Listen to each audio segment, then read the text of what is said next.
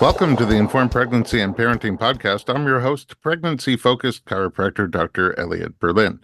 My guest today is a talented artist with a multidisciplinary practice that merges pre-Colombian cultural elements with contemporary community engagement. Originally from Quetzaltenango, Guatemala, she now resides and works in Los Angeles. She has exhibited her work in prestigious venues such as the Hammer Museum and the Museum of Art and Design in New York. Her personal journey through pregnancy, combined with her cultural heritage and artistic practice, promises to be an inspiring story. Jackie Amézquita, welcome to the podcast. Thanks for inviting me, Dr. B. You and your little bump. Yes, two of us. The two of you. We're going to get into the bump pretty soon, but let's start with your artwork and your origin. You're from Guatemala. When did you come to the U.S. and why? I moved to the US in 2003. So it's been like more than half of my life living in Los Angeles. What brought you this way? My mom was already here. She moved to the US in the 80s. And then, I wanted to just reunite with my mom and be with her after like 16 years without living without her. Wow, that must be incredibly hard. Yeah, I was raised by my grandmother and my dad in Quetzaltenango. So I always had like this motherly figure through my grandma. What was your interaction with your mom before you moved? So my mom used to visit us in Guatemala like every 2 or 3 years, and she used to call. Then before, like in the 90s, we didn't have in Quetzaltenango, we didn't have like a telephone at home. So there was like this, telephone booth where she used to call us every Sunday, and we used to wow. call her. Yeah. And then she used to send us letters every Friday. So every weekend, I was like spending some time writing a letter back to her to send it on Monday so she could have it on Friday. So we have this like letter communication. Wow. That seems like such a different world from today, like FaceTime, everything, instant, automatic, full engagement. Right. It was like very exciting, right? To be waiting to see what my mom was going to reply back to me. And just like trying to think about stuff that was happening during my week so I could share it with my mom in that letter. What was it like when you moved? It was very difficult, I think, to start integrating myself into Los Angeles, like with a different culture, language.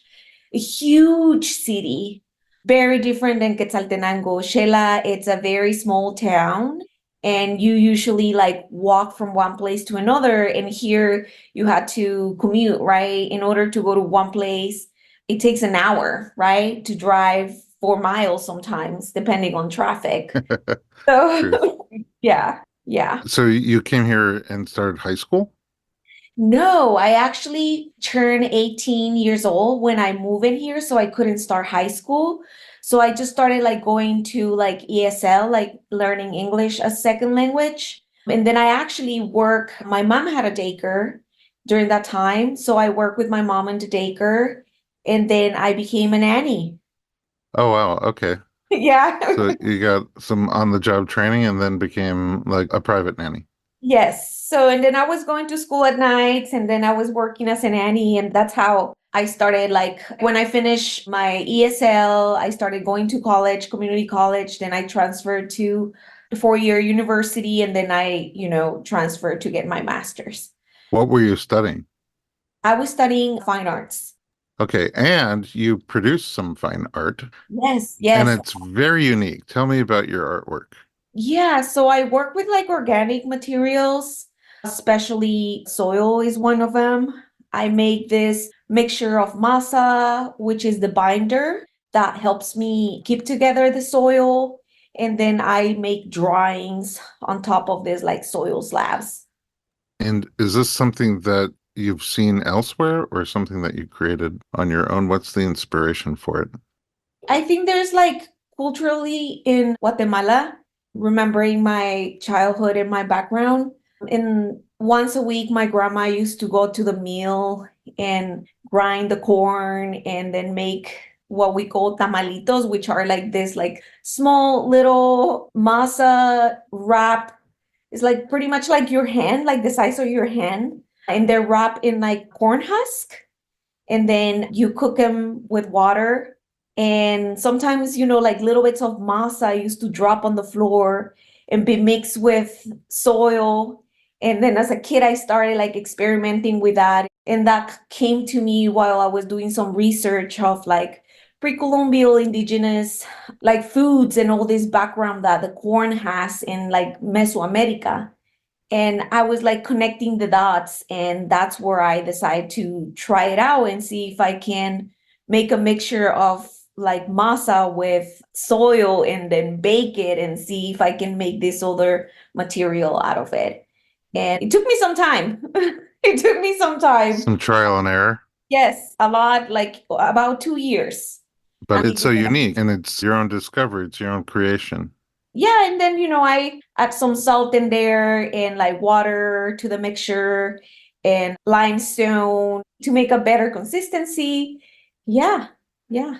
How has the reception been and how has the trajectory of your career advanced? I graduated from UCLA in 2022. And after that, I got a group exhibition at the Hammer Museum for this biennial called Made in LA.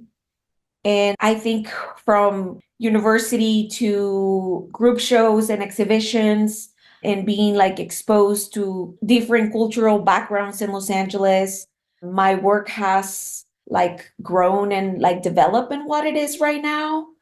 And thinking about like all this like histories also that Los Angeles has culturally and historically inspires a lot of like the work that I've been making lately. Are there plans to expand? Yes, I will say that for right now, I just have like a solo show, and I was able to create like a new body of work which uses like spices as pigments. And a lot of my work has to do with this like cross-pollination of like people and using like the spices to talk about how like humans have migrated like and evolved in like different parts of the world by the use of spices. I think it's something that I'm like really interested right now. And I am looking forward probably, after the baby to continue like exploring this interest that I have in these new organic materials. It's such a uniquely interesting way to tell stories, and I'm excited to see where it goes. And at the end of this podcast, we're going to talk about where listeners can go to see what we're talking about. Right now, let's take a little break, and when we come back, we're going to talk about your pregnancy. We'll be right back.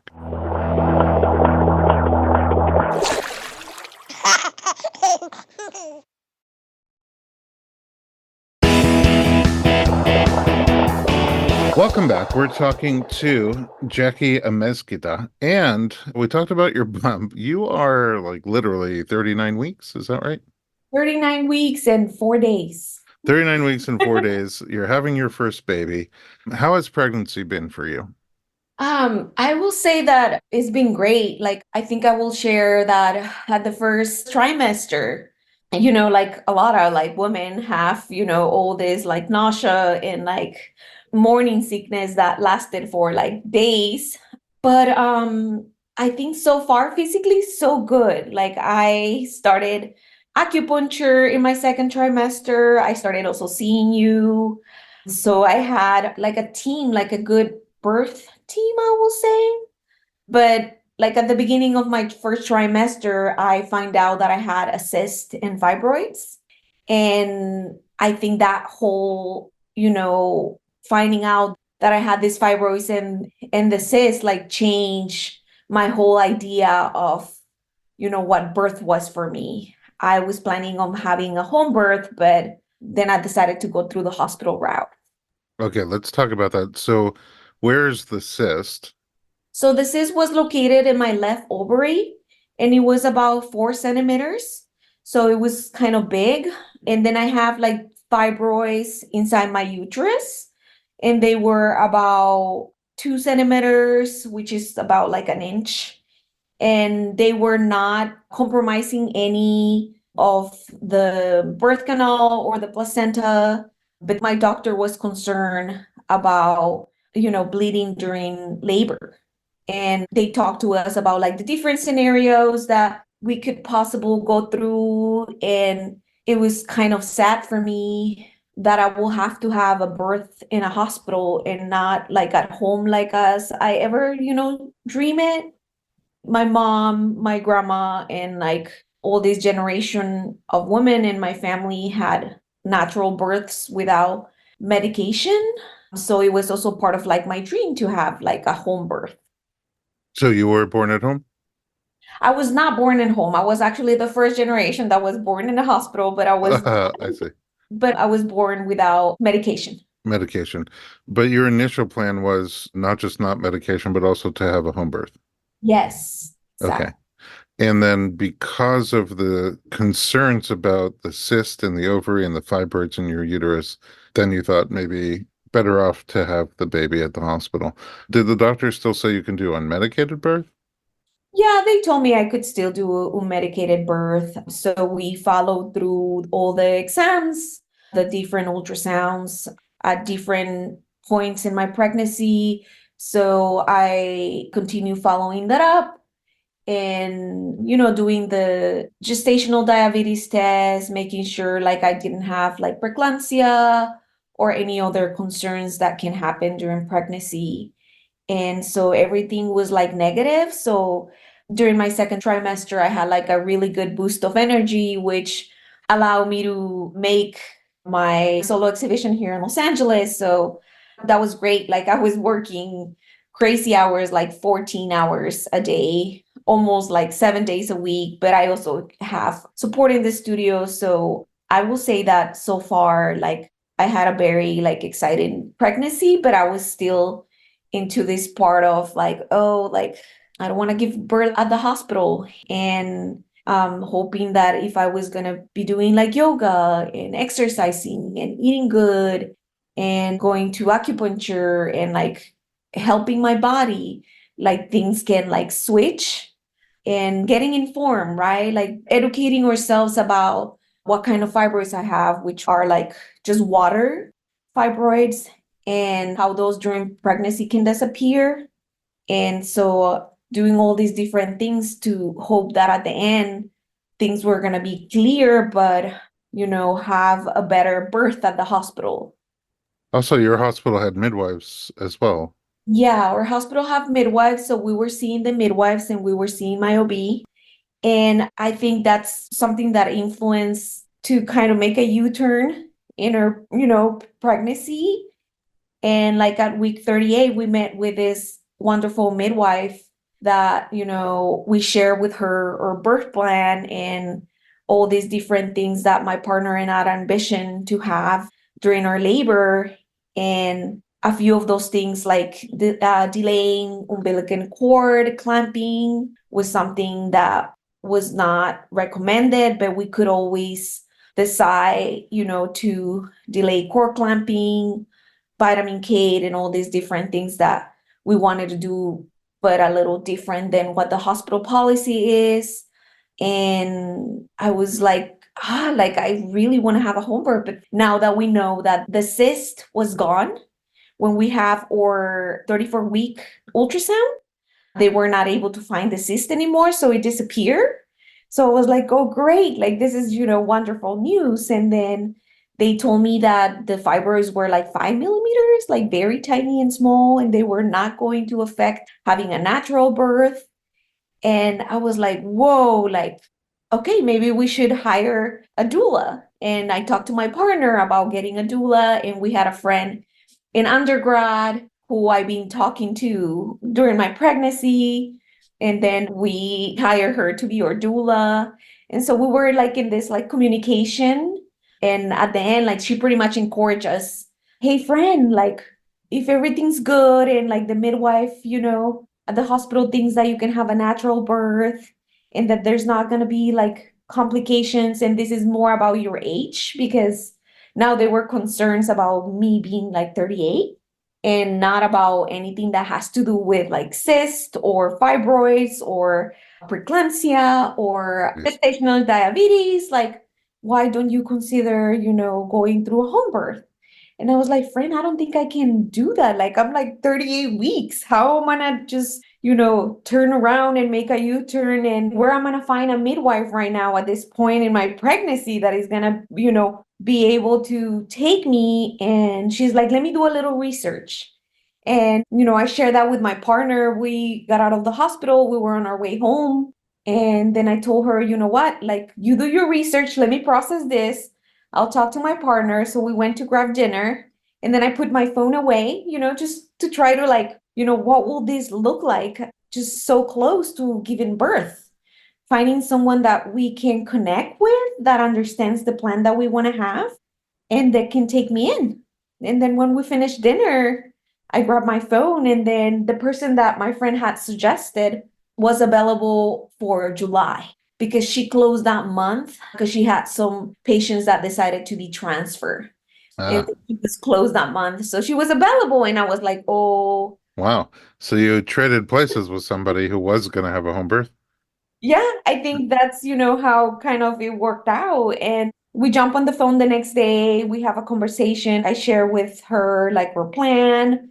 The following day, my partner and I like visited her in her office, and things started flowing in that direction. And now we are having a home birth. Wow.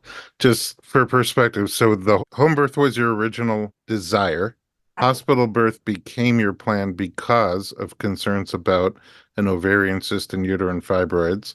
But at 34 weeks, the cyst was gone, the fibroids shrank, Mhm. and somewhere around 35 weeks or so, you hire a doula. Not till 38 weeks, you switch to midwifery care at home. Yes. Okay. Very interesting, especially since 37 weeks is term.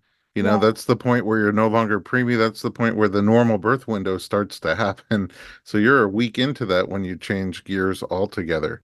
What I'd love to do is take one more break and when we come back, find out, how you're quickly getting ready for this home birth. We'll be right back.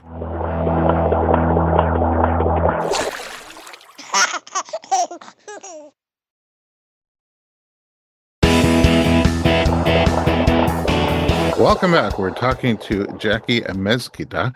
And okay, so first of all, you mentioned 38. And without getting into it too deeply, we do have a podcast about pregnancy over 35 with Dr. Emiliana Chavira. And it's a great episode.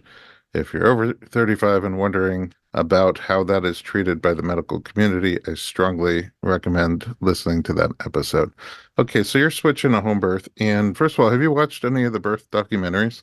Yes, I have. What have you seen?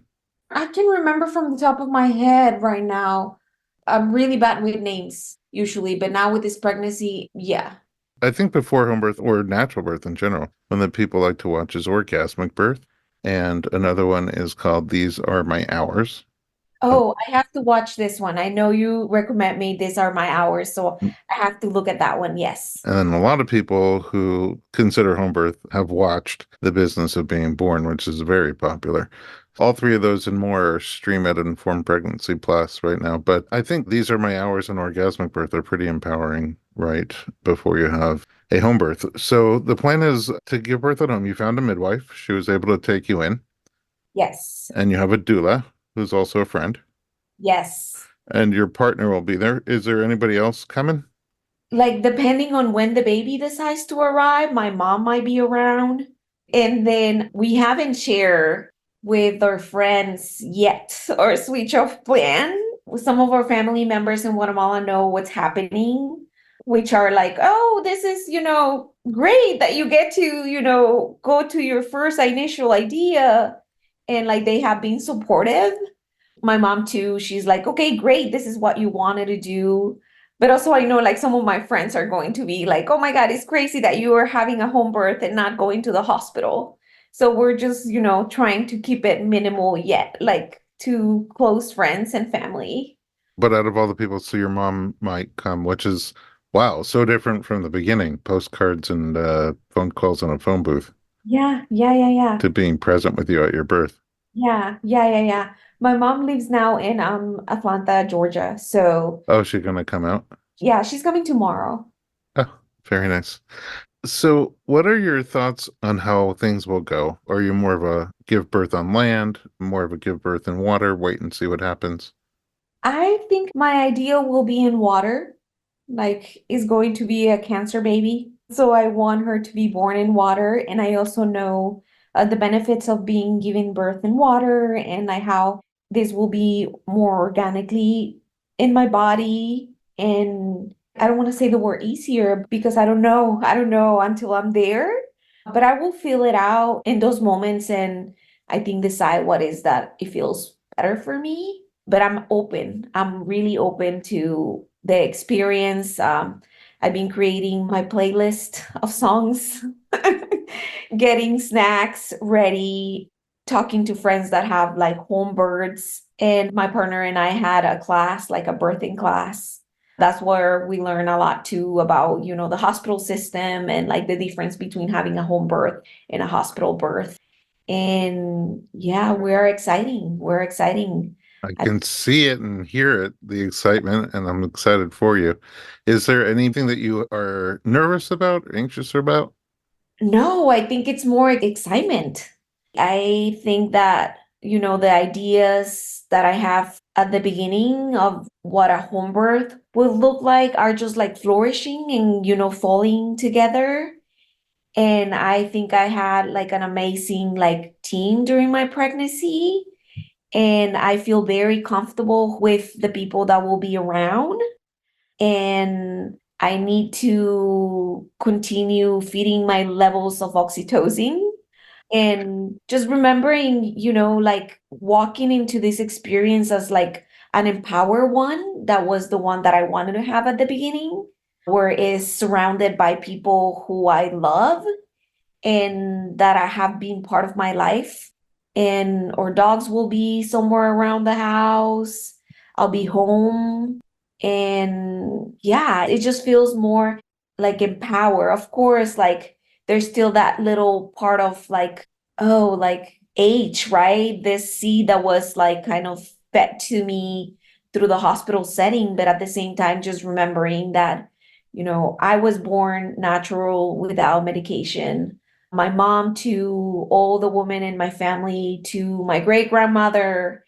And I think that's something that fuels me and, helps me just this anxiety of like everything's gonna be okay. You just have to like connect with your body and it's pain with intention, right? And that's the key of like, okay, my baby's coming, I'm about to meet her, and I've been waiting for this. Yeah. Yeah. Yeah, connecting with your body and that ancestral power is really, for a lot of women, fuel that drives you through the whole experience. You mentioned oxytocin and your playlist and your snacks, which could be oxytocin inducing. Do you have other plans for bringing out the oxytocin? Dancing. Dancing, you just remind me of your belly dancing episode. And I've been doing that. I've been doing that at nights. I've been trying to connect through my body with like music too, which is something fun and reminds me a lot of like my childhood. I spent a lot of time as a child in Guatemala, like dancing and enjoying myself in my room. So I feel like I'm also at home, connecting with this little self as me and with my daughter and like dancing and just bringing out that like oxytocin with the things that I really like to do. What role do you see your partner as having? Oof, my partner has been very involved during the pregnancy, and we have talked about words of like encouragement during these moments. We have also talked about that I might be mean during labor. Oh, because I might be going through pain, but that he will be there to support me physically. We did the birthing classes together. So he had learned like techniques of rebozo and how to Mhm. massage me. He couldn't believe my playlist because it has a lot of like reggaeton and merengue and salsa and all these like popping music. Oh, nice. And we are very excited about meeting the baby. And yeah, I think it's just gonna flow. The love is there. So he will try to also see my body and see where I am in those moments. And try to support me with the things that we have talked about, like music, food, like the environment, like lighting, and when is the moment to call our doula so she can come and support us. Well, I hear the excitement, I see and feel the passion, and it sounds like you're on the cusp of doing something amazing.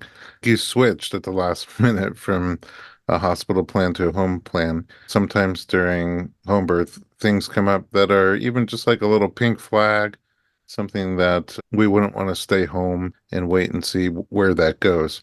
Are you comfortable? Do you have a plan for if you end up needing to switch back to hospital? What you would do, and are you comfortable with that? Well, we're talking about a word, that we will use for him to know that, he's been too much for me. If I have to go to the hospital, I still have a diaper bag ready. I have my bag ready just in case, that is something that I'm doing at the end. We were planning also in like doing all the early labor at home and not going until I was into the hospital until I was in active labor.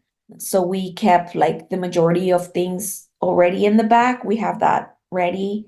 And, I purchased like the mommy diapers and like all the natural birth things.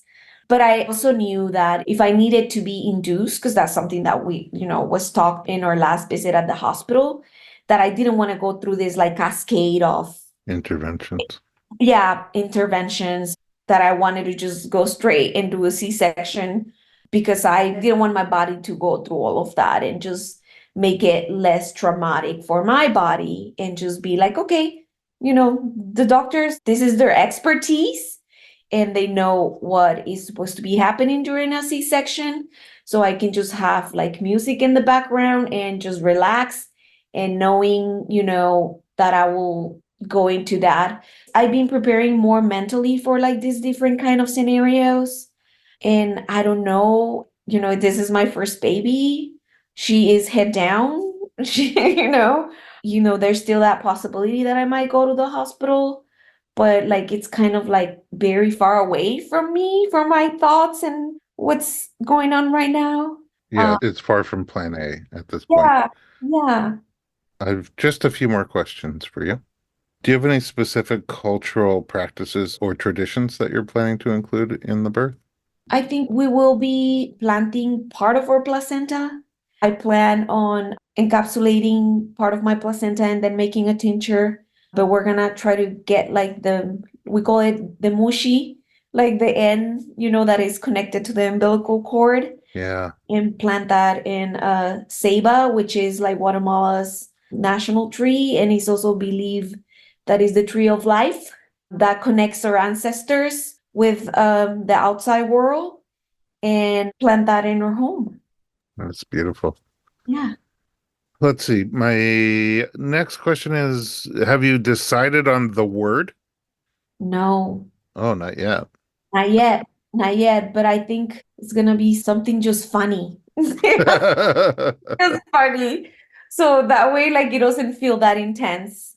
And yeah. That's a good idea. I'm gonna have to ask you what the word was when we come back Okay. for the afterbirth episode. Hopefully you will not have used it, but my mind is racing with possibilities. Finally, we talked about your beautiful artwork and your unique artwork that you've created. Where can we find it online? Where can people see it?